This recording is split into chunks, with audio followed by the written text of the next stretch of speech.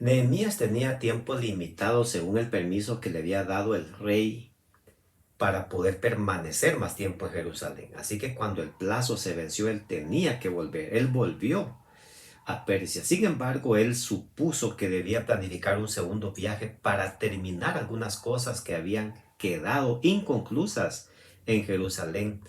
Y se encontró con que las reformas hechas algunos pocos años antes tristemente no duraron mucho tiempo. En primer lugar, notó que el sumo sacerdote Eliasib había emparentado con Tobías, un gran enemigo de Nehemías y del pueblo. Descaradamente Eliasib le había hecho una habitación en el mismo templo, ahí donde antes se guardaban las ofrendas y los diezmos y otras cosas sagradas más. Además, un sacerdote que era nieto de Eliasib también se emparentó con una hija de Sanballat. Así que este líder espiritual, este sacerdote, era yerno de Sanballat. No sabemos si ya estaba casado y se divorció de su esposa judía para casarse con la hija de Sanballat, o era soltero, eso no lo sabemos. Pero también Sanballat era otro enemigo declarado de Nehemías y del pueblo de Dios. Así como Satanás encontró simpatizantes con él en el cielo, los enemigos de esta tierra logran conseguir simpatizantes quienes tienen relación directa con la iglesia. Es triste, pero entre los que profesan apoyar la causa de Dios, hay quienes se unen con sus enemigos y así exponen su causa a los ataques de sus más acerbos adversarios, dice White. El ejemplo de este sacerdote lamentablemente abrió la puerta para que otros también hiciesen lo mismo.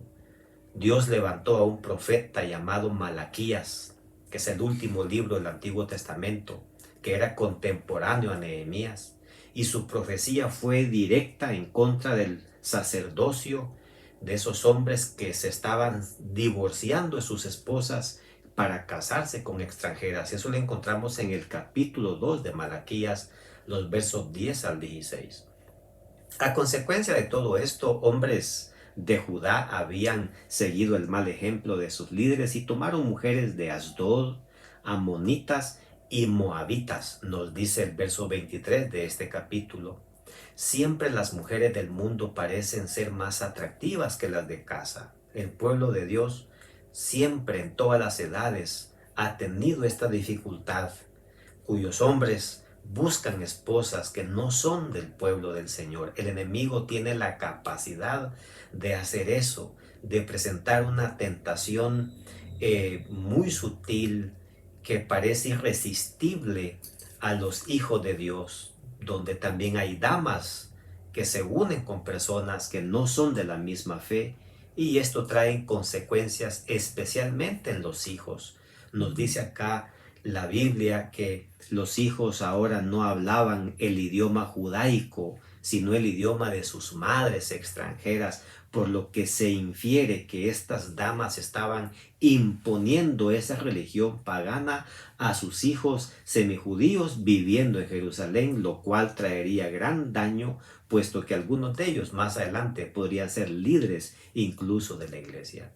El peor mal que puede pasarle al pueblo de Dios es que sus líderes espirituales estén de cabeza, que estén dando mal ejemplo. Como hemos visto, antes ellos eran ejemplo de reavivamiento, fueron ejemplo de reforma, de buen testimonio. Sin embargo, cuando no estaba Nehemías, cayeron en tentación y lazo del diablo, causando oprobio a la causa de Dios y dándole retroceso a todo lo que se había adelantado cuando Nehemías estuvo presente.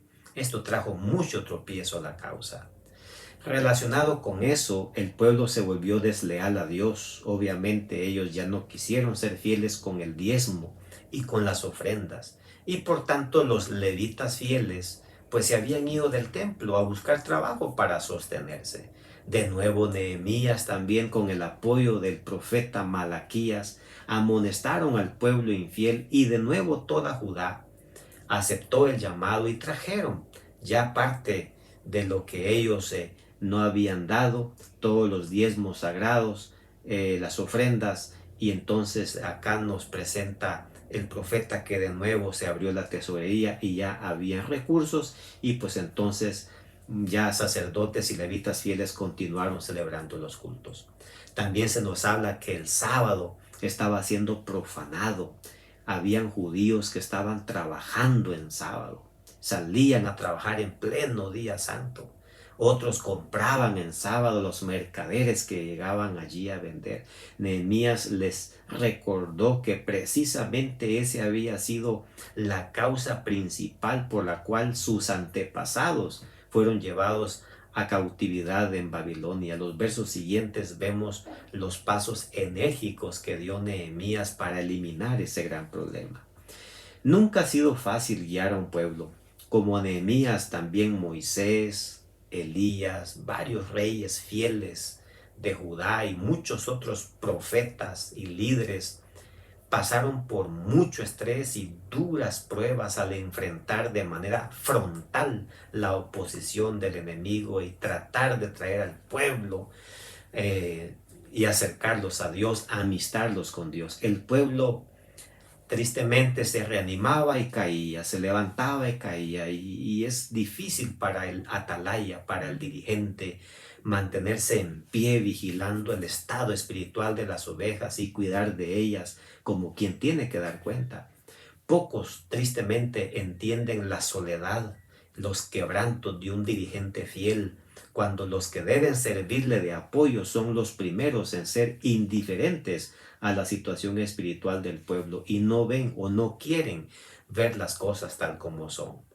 Que estos hombres de confianza suya se hayan aliado con Sanballat y Tobías, quienes habían intentado incluso matarle pocos años antes, para Nehemías fue su peor desaire. Por ello él dijo en 3 ocasiones: acuérdate de mí, Dios mío. Nehemías no tenía más que apoyarse en Dios. Si él se apoyaba en el brazo humano, le fallaba. Buscaba apoyo en sus amigos cercanos, también le fallaron. Pero Dios nunca le falló y le dice: Señor, en ti confío, no me olvides, acuérdate de mí. El siguiente hombre oportuno después de Nehemías, y vemos a Malaquías, y de ahí para allá no hay registro bíblico de otro líder que se haya levantado como este hombre Nehemías y Malaquías. Así que bíblicamente documentado, el siguiente líder fue Jesús.